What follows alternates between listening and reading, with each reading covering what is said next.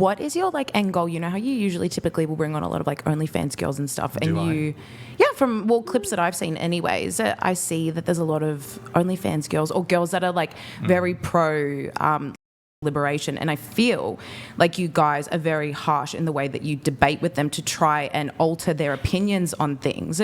I just am curious as to why you go about such a harsh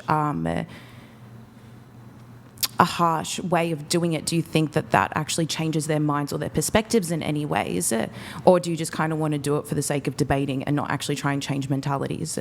Right. So let me address your first criticism is we bring on a lot of OnlyFans girls. Allow me to debunk that immediately. How many OnlyFans girls do we have on this panel? None. I didn't say a criticism. I said a question. So I'm not criticizing it. It's just a genuine curiosity. People have this. We've had OnlyFans girls on the show. We've had, over the course of... Can you guys hear me? Yeah, we can hear you. Is that good? All right, awesome. Okay. So I've actually had somebody, because this is a criticism we get frequently, that we just bring on sex workers and OnlyFans girls and we bring them on to dunk on them. Maybe that last part's true. But the important part to be accurate about is this idea that we only bring on girls, and actually doing an analysis of all the guests. And I had somebody painstakingly go through every single episode and listen to, we're getting data collected, age, occupations, etc. I believe it's less than 20% of the panelists are involved in OF or some kind of sex work. Granted, we have had sex workers and girls on the show, but this idea that we overwhelmingly, or that we're somehow an OF ad agency, is just ridiculous if you actually spend any time watching the show or doing any research. Well, I can also give a counter here that Brian definitely holds different views than I do, most assuredly. And I've actually not seen him be particularly harsh towards women based on sexual history or occupation, almost ever. That's usually me. And I think he gets a lot of flack and criticisms for my views, even though they're not actually his views. Yeah, so I think that's a fair criticism to make. For me, I'm definitely hard on him, and I have great justifications for why. But I've never actually seen really Brian be very harsh with any woman in those regards, unless they've been super disrespectful on the show. But for the most part, I've just never really seen that. Yeah. Yeah, and so just to be fair, yes, I've gotten into heated exchanges with women who have come on the show. Sometimes they happen to do OnlyFans. I guess I would have to ask you to be specific and point to a specific interaction or specific thing that I've said which you deem to be harsh, which may very well exist, but I'd have to hear what it is. Yeah, that's a great one. I think not specifically you. I think the culture generalizing of this show from the viral clips, it does show that. And so it's probably the ones that are the most viral that show people being quite harsh who are guests. That's why it was just more so the curiosity of if you guys, when these specific people are on the show, do tend to debate more with them in a harsher way. Is there a specific intent behind it?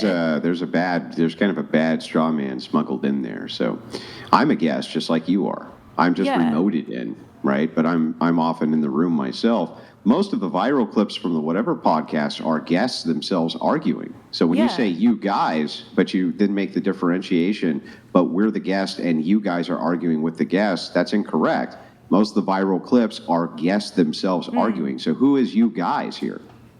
That's a good point. Oh, yeah, that's a great point. All right. No, not to generalize then. I'm just saying that not to generalize as in pairing in you guys, more so from my observation of the podcast. That's what I've seen. And it was just a genuine, as I said, not a I don't agree. You just said, is there any questions? It was just a curiosity question as do you think that do you have an intent with why you do that? Or is it just because you enjoy communicating that way? So there's the straw man again, right? There is no you guys are doing X. There's viral clips that go of guests who are arguing, right? But wouldn't that be on the guests themselves? Yeah, so I'm not specifically putting anyone down. As I said, just to emphasize it, it's just a curiosity question as to why you think that happens. Do you think it's beneficial? Do you think that it changes anything? Because it is a dating podcast. Do you think that there's any type of positive ripple effects from what you do? Yeah, Not you do from the podcast. There's widespread disagreement on the way that people interpersonally connect with each other. And I think that arguments are part of the distinction in interpersonal connection. So when you talk about dating, this is a really broad scope. For example, there's men who have been on this podcast who say they won't date a Democrat. There's been Democrat women on the podcast say they won't debate a Republican or date a Republican. Well, obviously, that's going to inspire some back and forth where people disagree with each other because it's such a wide scale. When it comes to dating, preferences are so widely based that you're going to have arguments, and you're going to have them often, just like you do with people you're actually dating, right? That's interpersonal relationships. Interpersonal relationships of any kind or interpersonal communication of any kind is going to necessarily lead to argumentation. So would you say like this space is just more you guys are holding the space to be able to have these arguments, not necessarily that you guys are advocating for one or the other? Well, it's a forum. So what happens is you have people who have sometimes adversarial views, sometimes not adversarial views. Maybe they have minute disagreements. So there's many men like Mason. He's one who comes on the podcast quite often. He has a nuanced approach to the way that he looks at different things. So his arguments are more nuanced, but he has a completely different idea about dating than I would or Brian would or you guys would. But these guests, as they interconnect, there's no time I can ever think of where you get 8 people in a room and they're going to agree about dating. No. That just seems kind of absurd to me. I don't think you'd ever find it anywhere. So if you bring, kind of 8 or 10 random people in a room, or even 6, and you start asking them these questions, I think that, it's going to inspire conversation back and forth, which can end up in adversarial debates. Yeah. Also, hold on. Just to add on to this.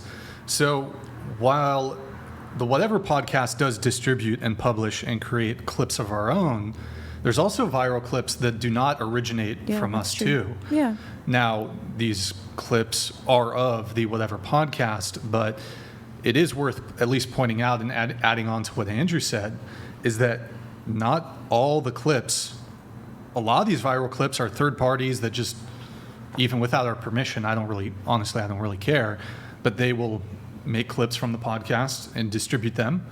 So in terms of like, if there's a criticism as to the selection of these specific clips, not all of the clips originate from our production end. So, but I think Andrew made some fantastic points there. Again, though, I would have to hear like a specific like clip that you saw, and I'll even grant that there's been moments where I've been I think the word you used was judgmental or harsh, although I would say the good majority of the time this is in response to somebody being either delusional, or they're being rude first, or they're being unreasonable first, or they're attacking me first. I typically have a rule that I won't attack somebody unless they attack me first. Although granted, I mean, there's hundreds and hundreds of hours of the show. You can't be 100% perfect all the time, but you'd have to point to a specific clip for me to actually be able to address your criticism. Well, to be honest with you, Andrew's answer answered the curiosity question perfectly. That was more, was there any specific intent behind any of it? And the fact that, as you were saying, it's more so like an open forum, just answered for me from my general knowledge of this podcast, I guess more so what the motive is, for lack of a better term. So it kind of answered my question.